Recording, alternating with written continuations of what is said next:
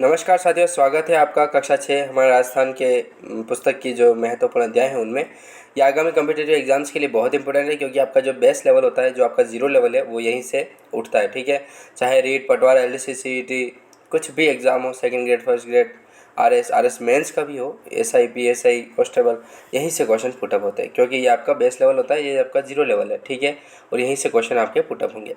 तो हमारे राजस्थान कक्षा 6 की पुस्तक के बारे में बात कर रहे थे। अध्याय फर्स्ट, सेकंड, थर्ड के बारे में बात कर चुके थे। अध्याय चौथा जो है उसमें हम राजस्थान में प्राचीन सभ्यता स्थल पार्ट 1 में बात कर चुके हैं। अब हम बात करेंगे पार्ट 2 में, राजस्थान में प्राचीन सभ्यता स्थल के बारे में। ठीक है, तो चलो चलते हैं।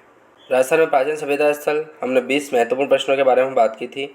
तो अब यहाँ से हम 21वां प्रश्न चालू करते हैं। धूलकोट की दीवारें किससे बनी होती थी? तो यहाँ दीवार पत्थर और मिट्टी से बनी होती थी, कालीबंगा के अंतर्गत धूलकोट की दीवारें कह रहा है। ठीक है, किस सभ्यता के मकानों से हमें 6 चूल्हे प्राप्त हुए? तो आहट सभ्यता जो है वहाँ से हमें 6 चूल्हे प्राप्त हुए हैं। एक परिवार में 6 चूल्हे मिलना किसका प्रतीक होता है? तो ये होता है सामूहिक परिवार का। कौन सी सभ्यता है जहाँ उच्च कोटि के चावल का उत्पादन किया जाता था? तो आहट सभ्यता जो है वहाँ से हम लोग जो है वो उच्च कोटि के जो चावल होते थे उनकी खेती किया करते थे। ठीक है, फिर बात कर लेते हैं हम महत्वपूर्ण प्रश्नों के बारे में। तो देखिए, आहट सभ्यता में प्राप्त हुए चूल्हे किस प्रकार के हैं? तो भट्टी के आकार के चूल्हे प्राप्त हुए हैं। कौन सा स्थल के निवासी बर्तन बनाने की कला में दक्ष थे? आहट सभ्यता के निवासी जो बर्तन बनाने में दक्ष थे। आहट सभ्यता से प्राप्त मिट्टी के बर्तन किस रंग के रंगे हुए थे? तो लाल भूरे रंग के थे।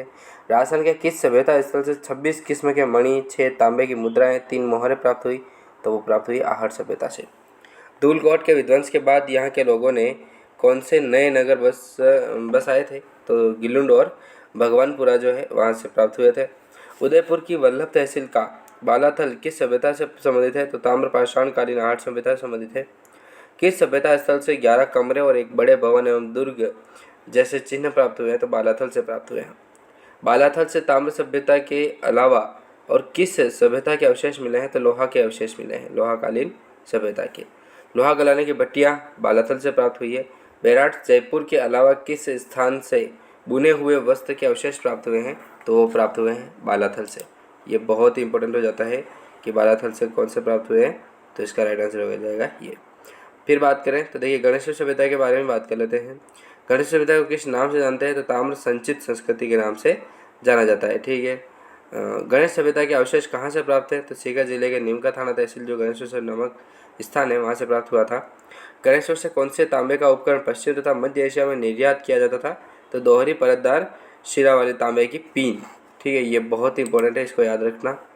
फिर बात करते हैं गणेशेश्वर सभ्यता से कितने प्रकार की मिट्टी प्राप्त हुई है? तो 2 प्रकार की मिट्टी प्राप्त हुई है। लोहाकालीन पुरातात्विक स्थल राजस्थान में कौन कौन से हैं? तो बेराट, सांबर, बागोर, रेड आदि हैं। बेराट राजस्थान के किस जिले में स्थित है? तो जयपुर में स्थित है। बीजक की पहाड़ी और भीम डूंगरी का संबंध किस स्थान से है? तो बेराट से है। महाभारत काल में बेराट को किस नाम से जाना जाता था? तो विराटनगर के नाम से जानते थे। पांडवों ने 1 वर्ष का अज्ञातवास कहाँ बिताया था? तो विराटनगर में ही बिताया था।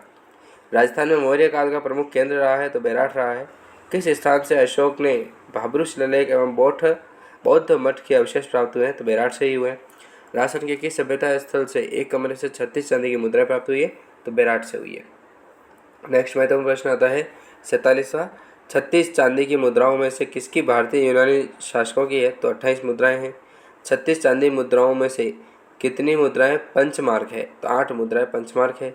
कहाँ की खुदाई से स्वास्तिक तथा त्रिरत्न चक्कर के चिन्ह आयुक्त अलंकृत घड़े, दीपक, नाचता हुआ पक्षी कौन सा होता है? नाचता हुआ पक्षी होगा।